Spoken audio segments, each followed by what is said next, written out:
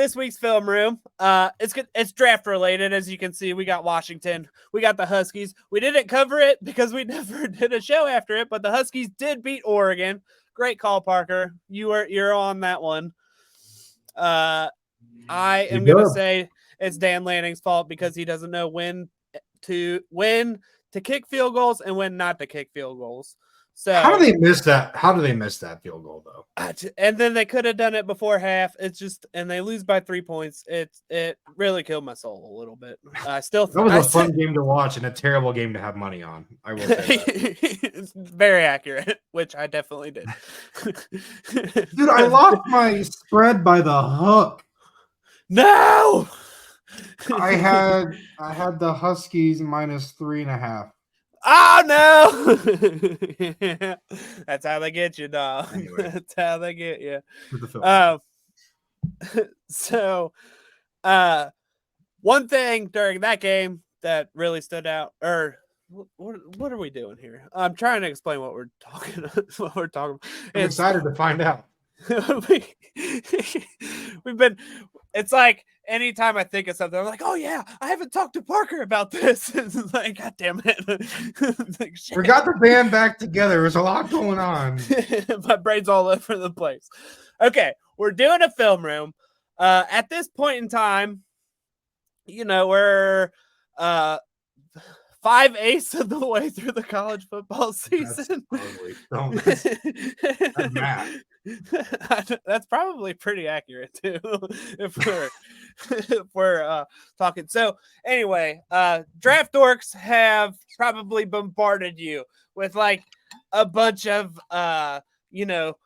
early first round mocks. You're starting to get deviation in the first half of the first round. Like you're starting to see teams and stuff separate themselves. So like the bad teams are starting to pick up steam. So a lot more people are trying to get eyes on the players that are going to be available there. So you've been hearing a lot of like the top 5 O linemen, like Olu Fashanu and JC Latham and Joe Alt and Amarius Mims and Talis Fuaga. Like all of these guys, you're starting to hear these names a lot because they're starting to become more and more relevant to the teams that aren't doing well.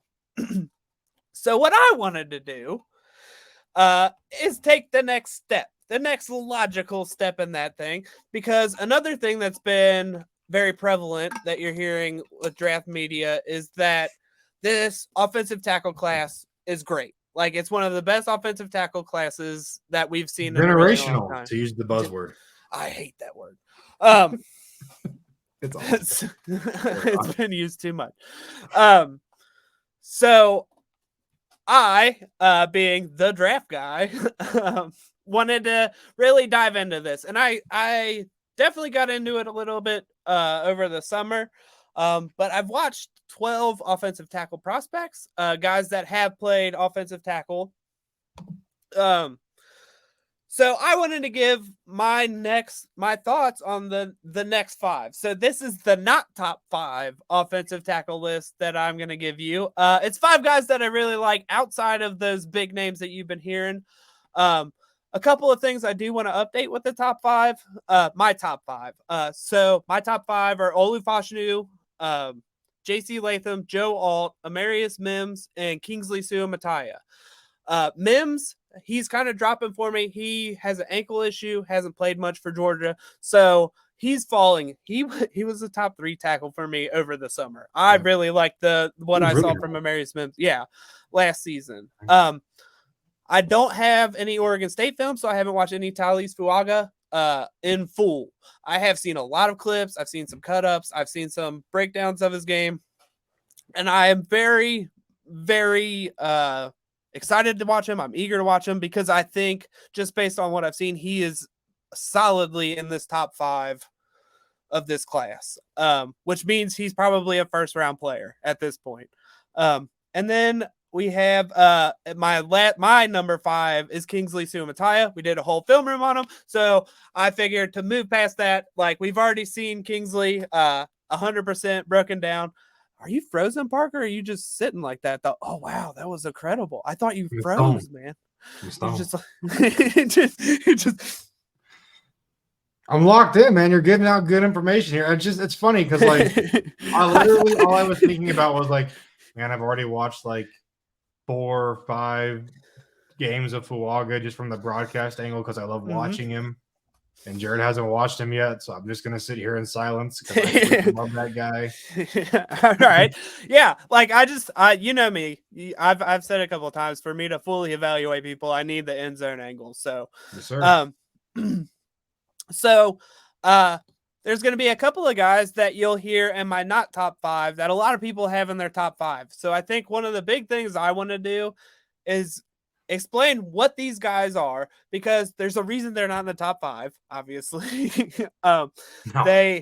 There's some deficiency to their game, or perceived deficiency. We'll just call it that.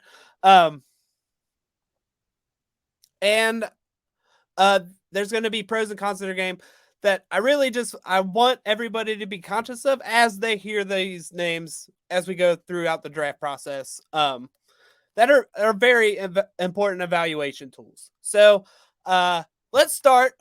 Parker knows I am a huge Troy Fountainu fan.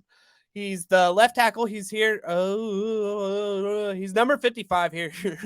Right here. Sorry, I had to pull it back up. I forgot to pull. I was like, it's right here, Jared. It's right here. Yeah. So this is Troy Fountainu. A couple of things about Fountainu.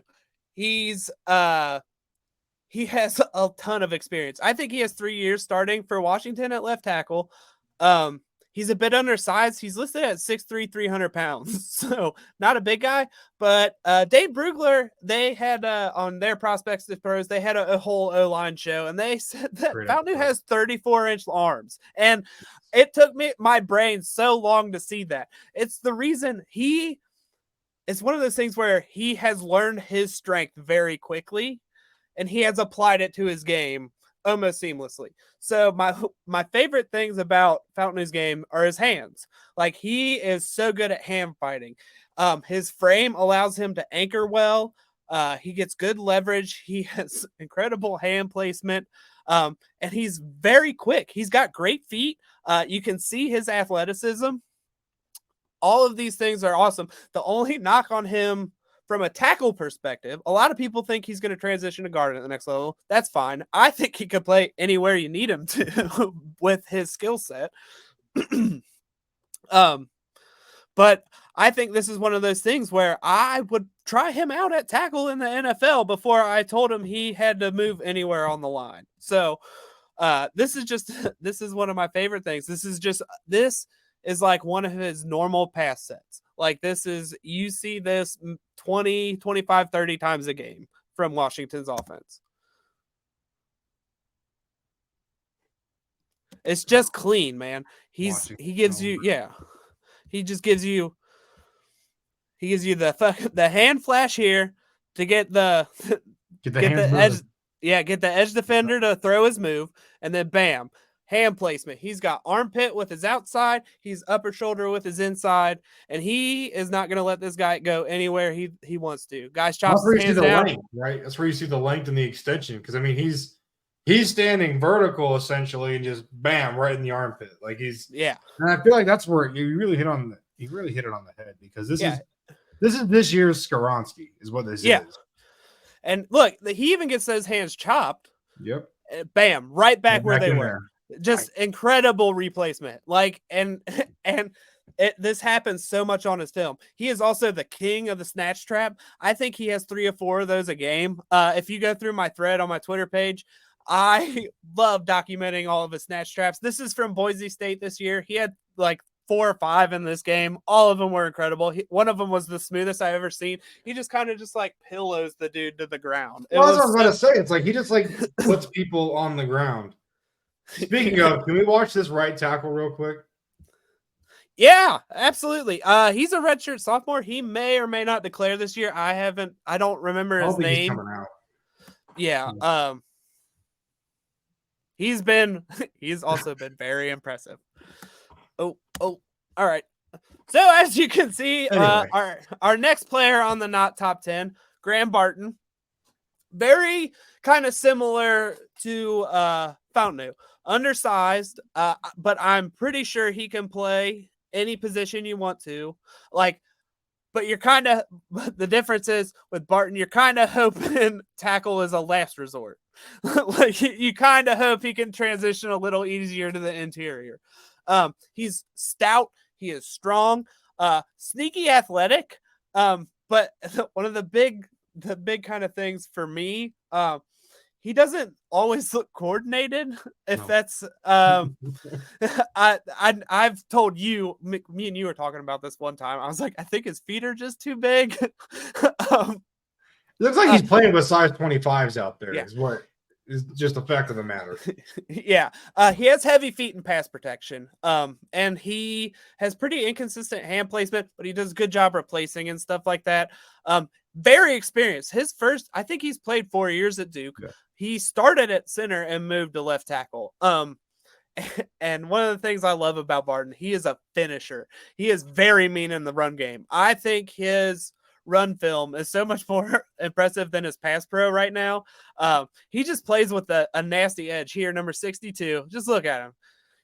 just taking that dude Right out to off lunch. the train. Right off the train. Right. Just he gets it. He's a bit of a leaner and he can get off balance. This year, I've watched this Clemson game was night and day from last year with his balance. I think he's still kind of got like this squatty, leany kind of stance. Joe Alt kind of has a very similar kind of way he like sets and stuff with his pass pro, and it like my eyes just don't like it. I think is the best way to describe it. Like it's nothing against them, it works. They are very effective with their pass pro and all of that. I'm not trying to knock any of it. It's just not the prettiest stuff you've ever seen. Well, that's like the hard part for me, especially with Joe Alt, and that's why I think these guys are actually very similar. I think Joe Alt uses his frame a lot better and he's a lot more balanced. But I think overall they have a very similar style of play, which is obviously why we're talking about Barton right now and not Alt, because that one difference. But I love, and that's where some of these guys that we have or that you have in this not top 5, I like so much more than I think I even like some of these top end guys because they have a motor. I think my biggest issue with Alt and Fashanu is they're not big finishers, and some of these guys that like we're talking about right now, they hate the dude across from them, and it's so fun to watch. Yeah. And another thing about Barton, especially in the run game, his footwork, especially getting out of his stance, is clinical. He is able to get the jump on so many guys because his footwork is so precise. I came away pretty impressed. Like he's sneaky athletic, but his feet are too big. That's all. But like he gets under this dude and just drives him. He puts reps like that all over his film. It's really fun. All right. Well, I haven't watched this guy yet. Trying to like not the clips like cut really close to the snap. I don't know if I did that on purpose or not. So the next guy we're gonna watch, we're finally moving to the right side. We watched 2 left tackles. Let's watch a right tackle. This is a Johnny Cornelius, a transfer from Rhode Island, plays for Oregon now. He was the top rated offensive line recruit in the transfer portal this past year, and he went to the Ducks. He very technical player and also very strong. I think he is probably more of a guard at the next level. I have questions about athleticism, which you'll see in this clip. I don't think he's the most athletic, but I think he's got a better first step than his long athleticism. Now that I'm kind of thinking about, because I haven't watched Cornelius in a hot minute, but he's got more of a quick burst off the line whenever he's in the run game or whatnot. But one thing that really stands out on his film is his grip strength and his finishing ability. This is going to be he's going to pull to the outside here. So he's actually going to pull to the right in this clip. And he's going to finish his block.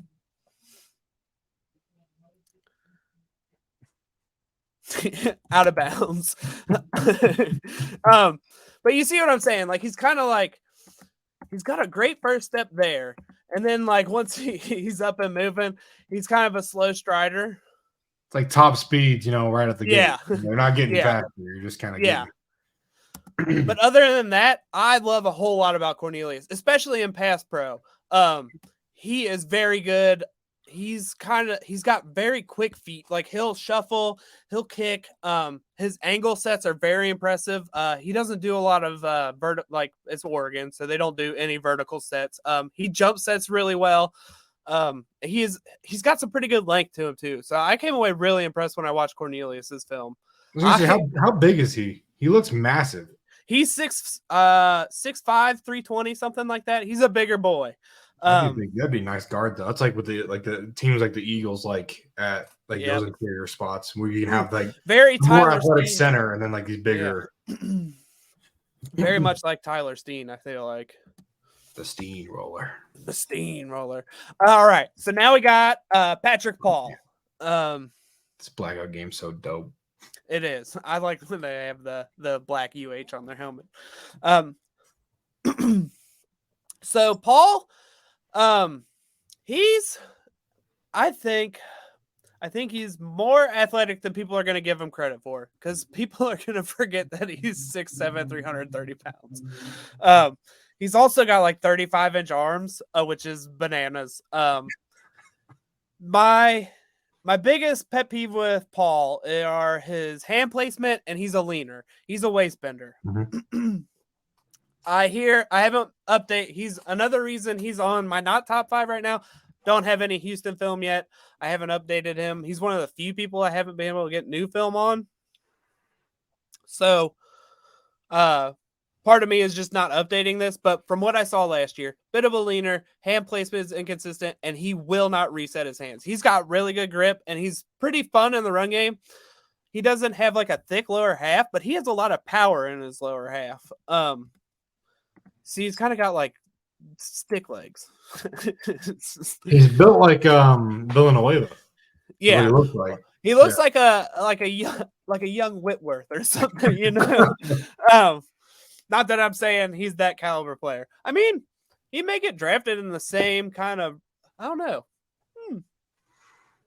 But no, I've tried to watch some of these Houston games. I'm not watching the whole because anyway. But I would just like to see him flash more with the level of talent that he's playing. You know, you hear a lot of these guys say Houston's not a small school by any means, but with these smaller school guys that aren't like, you know, the Ohio States, the Michigans, you want to see them kind of dominate in some of these games, and I just haven't really seen that from him yet. And it's a huge area. Like there should be like better recruits and stuff in Houston. Like they should be a better football team.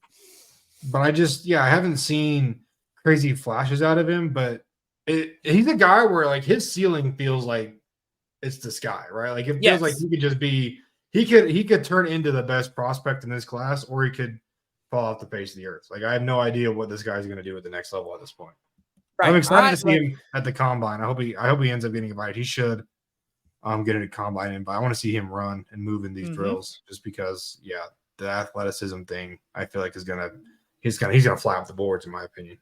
Yeah, a lot of people have him in their top 5 right now, and I feel like that just exactly what you're saying. They're seeing a ceiling for him. I for one don't see a ceiling for him because I see a pretty low floor right now without much development. For sure. You know, like that's what I need to see. I need to see him improve on some things. So he needs, like I said, he needs to clean up his hand placement. He needs to clean up like his hand fighting in general.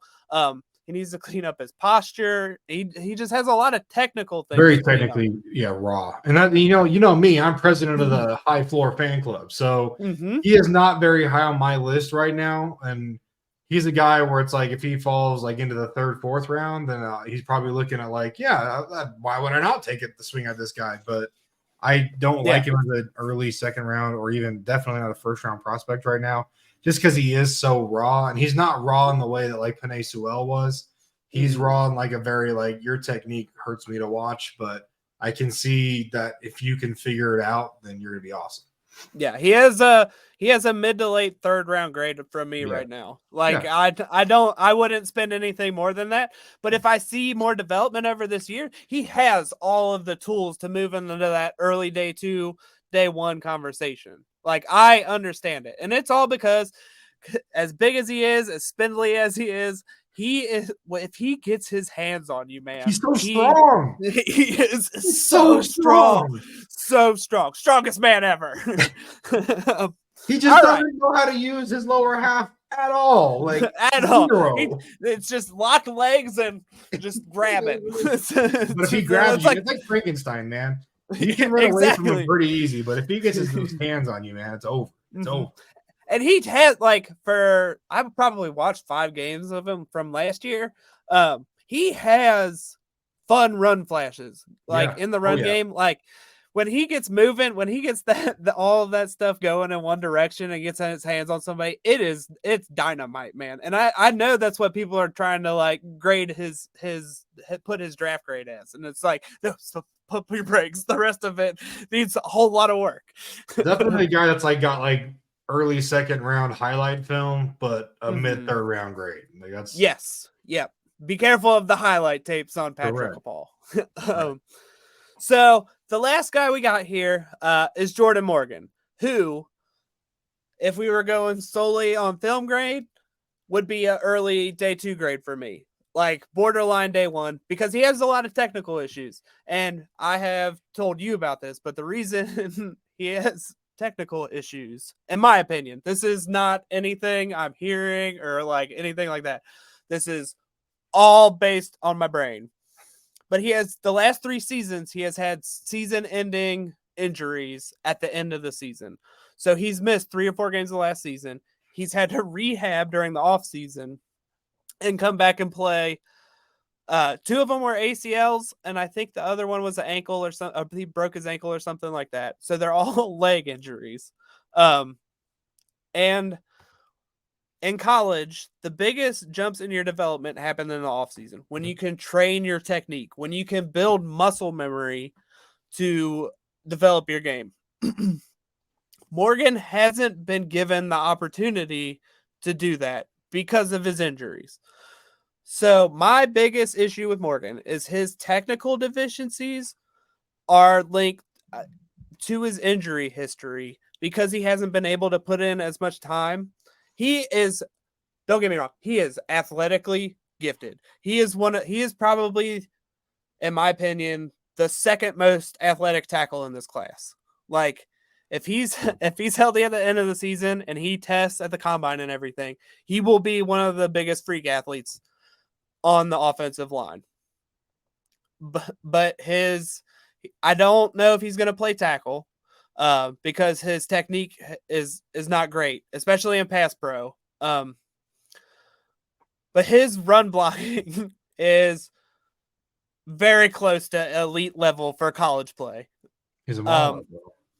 Yeah, he's just able. He's so nasty. He's so strong. He is able to hit every single one of his landmarks in the run game, no matter what you ask him to do. I think this is a screen or it's a swing pass. This is high level NFL play. This play right here.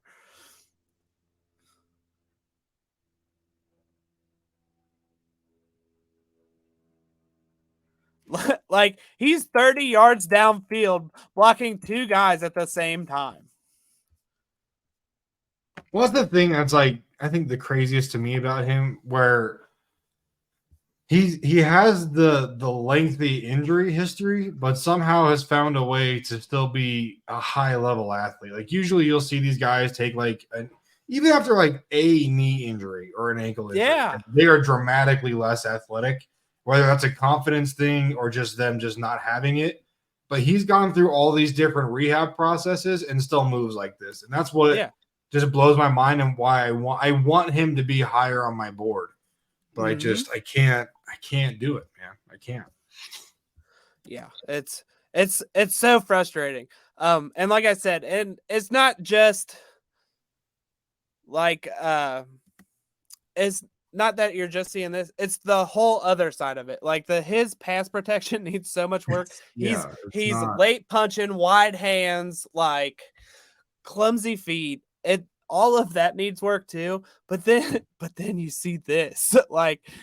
He's great. He's great in space. He's great in the run game. That's where it's if you project him as a guard, like yeah, stock way up. But if you're Yeah. gonna play him on the outside, then I don't like it. I don't like it at all.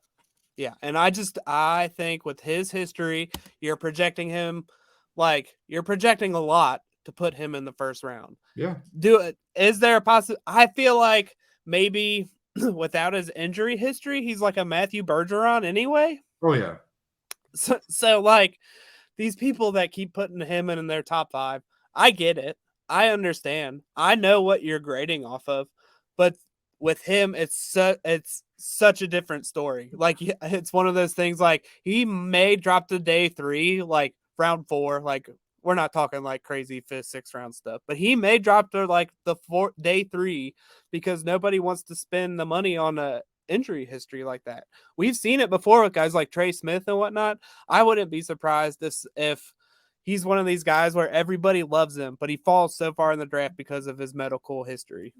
Well, that's what I feel like people don't appreciate like how the NFL process works. Not like I'm tied in and know myself, but like you have to like see the trend and see that these guys, the NFL is a high floor, low risk league. Like they don't want to. I know it's really exciting to be like, oh, like this guy's got awesome ceiling. Like I'm gonna go for this guy. But when it comes to draft day and what actually happens, like if you have an injury history, you're raw technically with not a lot of crazy upside from the jump, like you're gonna slide pretty far, especially like when you have a like lengthy or significant injury history, like you're gonna just plummet down the board. And that's not anything based on your film. It's purely because they're like, I don't know, like, are you gonna be good for 2 games in your career? Or are you magically somehow going to be healthy in the NFL? Like, well, I don't know what to expect out of you. And it's so much easier to prospects. Yeah, and it's so much easier as an NFL team to be like, we're not going to spend a top 3 round pick because we expect those guys to contribute pretty immediately. I would much rather take a 4th, 5th round flyer on a guy with a medical history for something like that. So it wouldn't surprise me. Like I said, he has the talent. He has the ceiling. I see the first round traits all day with Jordan Morgan, but it's like you're saying, it's just it's a wild card. You're taking such a risk on at a premium position. Like it's not something you want to bet your NFL franchise on. I mean, you like you said, you want a day 1 or 2 pick to at least compete for a job in camp. Like you want that guy to push the man in front of him or be like, oh, this guy's going to be a great long-term guy. He's going to be early off the bench. Like this kid's going to be – that's where I just don't think you have that in a guy like this. But I mean, I could be wrong. Like we both said, like I love what you see on film as a guard. I don't love his protection, and I like maybe he's developed that. But I love him as a guard. I love him as a mauler. I love him out in space. But yeah, between the injuries and just the rawness, technically, I don't see it. He's a day 3 guy. I think he's a great value pick in the 4th, 5th round. Like if he slides that far somehow, then you pull the trigger the second you get to him. But like you're waiting until day 3 is what you're doing. Exactly. So yeah, that wasn't like I didn't have those in any order or anything like that. Those are just 5 guys that you're gonna hear all throughout the process, in and out of other people's top 5s. And I thought it was a good idea to give some context, our own context, and backing it up with film, like what I think of these guys, what you think based on the clips or what you've watched. Guys that I haven't watched a ton of yet, so I'm excited. And that's what we were just talking about pre-show, where it's like I feel like we're to the point now where we both watched like obviously a fair amount of film at this point. Now it's like, okay, let's sync this up a little bit and make sure we can talk about some of these guys. Yeah, Parker saw the mess that is my watch list before the show. All 250 players strong right now, and currently in the midst of adding to it. So hey, it's shadow draft season already, baby. We got to prepare. This is a big draft. Gotta